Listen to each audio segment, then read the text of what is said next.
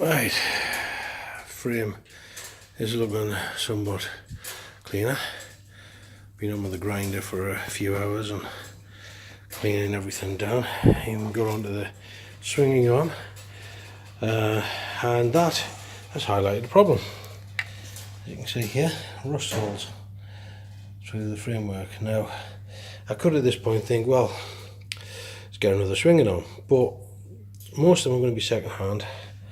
Very expensive for new parts for a bike of this age, and any second hand ones, chances are they're going to be of a similar condition. So what I'm going to do instead is I'm going to plate it. A little bit of a plate across here and a little piece laid in round here, and I think that should sort it out. Checking round it, I don't think anywhere else is particularly badly affected, or anywhere's really thin. It's all polished up quite well, so I think it's just those two little areas. Go a bit larger than the areas requiring. I'll probably put a plate out across here, weld up onto that. There's a strong weld there under that plate. Strong weld across there, round and round here, and then in here I'll just put a piece up over, dress it in. It's not going to make a big difference, and it does on the underside of the swinging arm, so it's not going to be that visible or anything, and it shouldn't be a problem. So yeah, a bit more fabrication to do, and that's going to have to be done before painting as well. Still a bit of finishing off to do on here on the frame, but that's got the bulk of it done. It's now all the fiddly bits, the bits you really love. So I think that's me for tonight, really. It's about 6 o'clock now, I think, and came down here earlier, probably about 11 o'clock. So it's been a good bit of time, and I've managed to accomplish quite a bit, clearing off all the bits and pieces and getting it all separated at this stage, which I didn't think I would actually get to be honest. I didn't think I was going to go this far with this project. But yeah, we're getting on okay, and I think we'll leave it to ease off and dry up a bit overnight, because the frame's still got moisture coming out of the inside of it, especially in around behind all of these pieces and inside the box frame. There's still some drips of water. You can see there's a nice little puddle underneath there.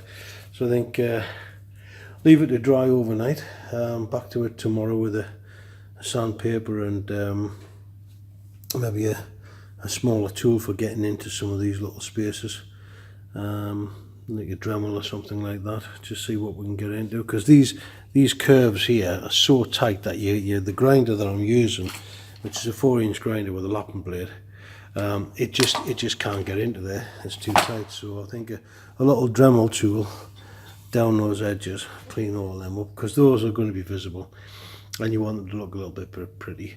And then round fittings like these, around those, they need a little bit in the end of there, although I think I'll just blast a bit of under seal up that. So yeah, the project continues. See you tomorrow. Bye for now.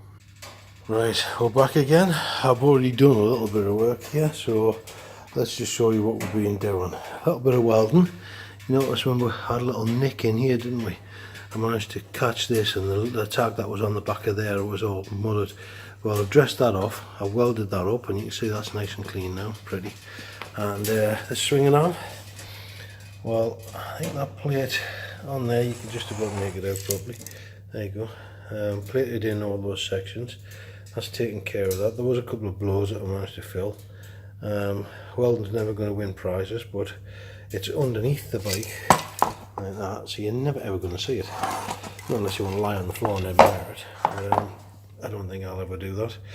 Now we've got the Dremel with these sanding discs, so we can get into some of these corners and holes and bits where you can't quite get into, things like that. Get that cleaned out, get around those fittings. I've already done a little bit on the other side just to see that it works, and you can see the difference there when it focuses. You can see the difference. It gets in and cleans them round a bit, makes them a bit prettier. It doesn't get perfect. I mean, I'll have to get a bit of sandpaper or something into those to get those really done, but it does get in. I think I did that one there. Yeah, I did that one. So you can see the difference that's made, getting into that and getting in around here. Cleaned it up a bit. Does look a bit prettier, doesn't it? So we're going to carry on. What I want to try and do today is get this dressed, get it wiped down, and at least get some undercoat. I've got some combi colour stuff over there. Get some undercoat on as a minimum, and get this covered so that it can stand, because I reckon this is going to be my last day. Tomorrow I'm off to pick up another little exciting piece. I'm not going to tell you too much about, but I'll show you soon. So yeah, I'm quite pleased with this so far. So I want to get some undercoat on, get that started, and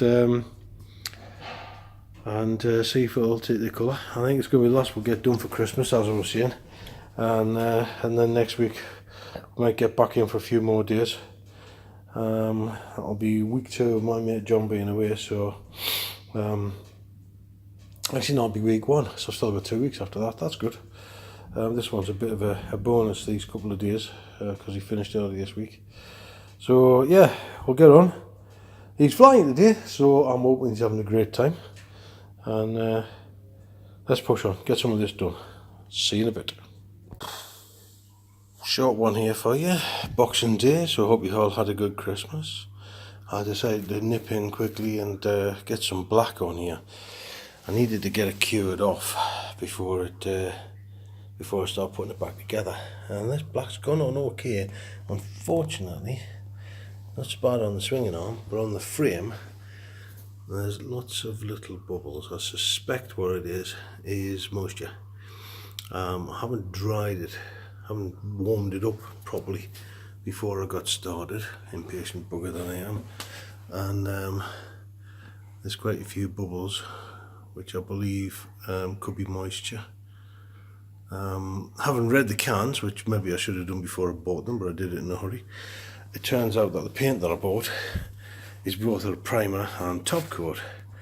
So the red oxide that I put on, maybe I didn't need it, and all I needed was the black, because that does both. And the primer that I put on, the red oxide, may well be that in itself is actually carrying moisture that's caused this. So we learn these lessons. Sometimes we even remember that we learned them. But anyways, what I've done is I've put a heater on. I've put a curtain up the section of this area. It's not brilliant, but it'll do. Keep a bit of warmth in here, because it's going to get very cold over tonight. It's apparently got a 4-hour touch dry on this, and it's got a 16-hour overcoat, judging by the information I can find on the internet.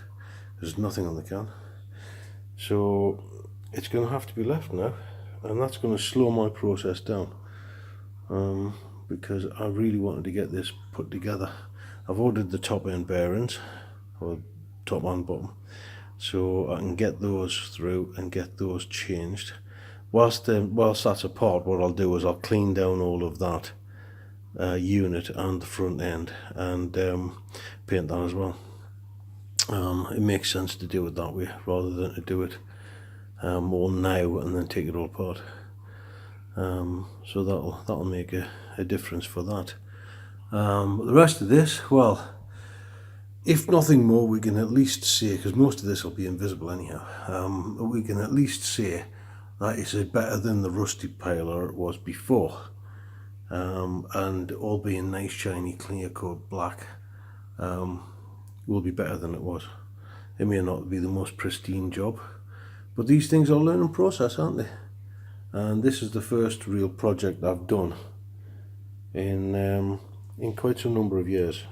So yeah, it's a case of like shaking up those little grey cells and getting the memories back again and doing a bit more. So yeah, next one could be a bit more exciting, and the next one is hiding behind that curtain, but I'm not telling you anything about that yet, so you'll have to wait and see. So that's all for now. Back later in the week. I may stitch these videos together just for the sake of making it easier. So hope you had a good Christmas, and all the best for your new year. Bye for now.